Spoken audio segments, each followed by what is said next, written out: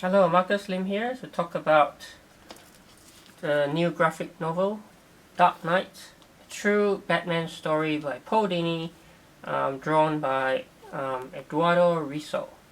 And Paul Dini, the writer, as you know, he's the driving force behind Batman, the animated series, and also he's written a lot of comic books, including Batman Mad Love, in which he co-created the very popular character of Harley Quinn.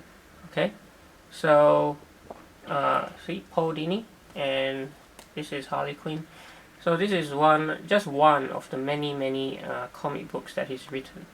Okay, and this particular graphic novel though is truly unlike any previous Batman story he's done. Let me just quickly unwrap this.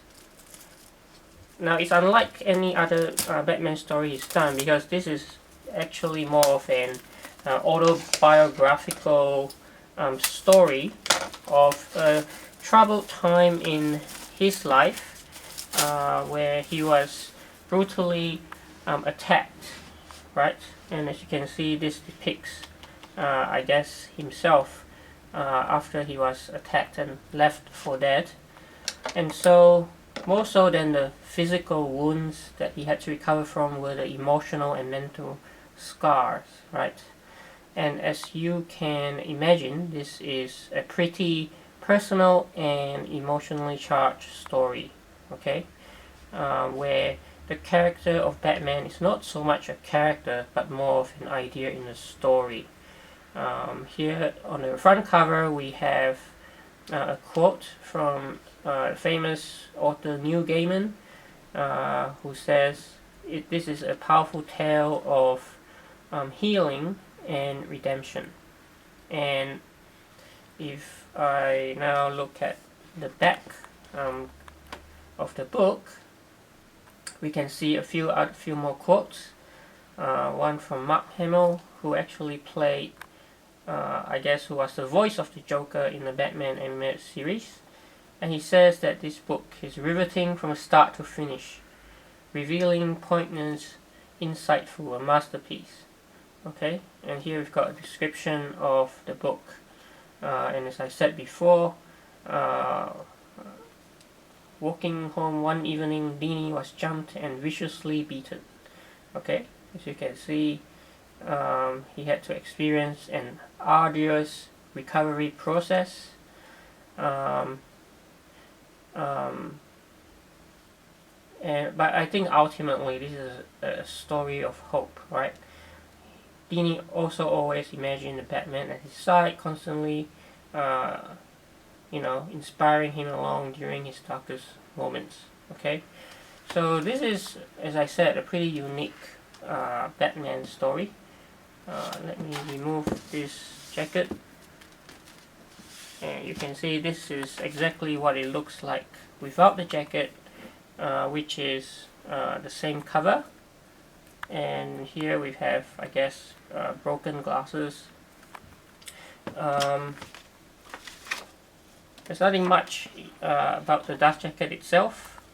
Okay, so leave that aside. And let's have a look at the book. Okay, so just flipping through Batman story, dedications, and then the book starts. Okay, so we actually have, you can see, modern day Paul Dini narrating the story. I guess recounting the past.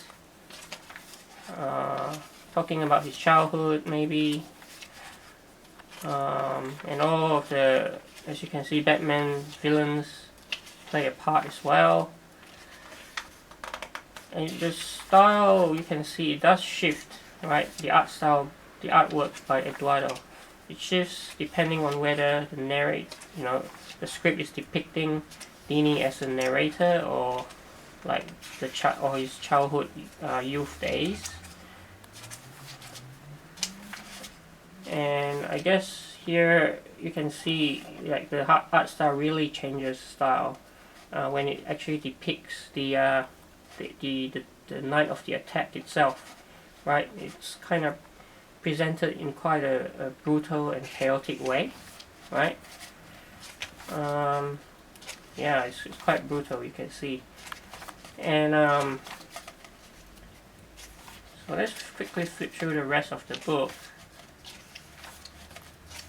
And I guess a lot of the story really takes part in the author's head, in his imagination.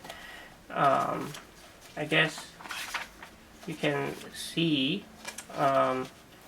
like characters appear like the Scarecrow and the Joker, and they kind of embody or become manifestations of different parts of his psyche.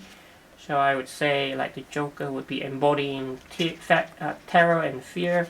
Joker maybe sowing doubts and confusion in his mind.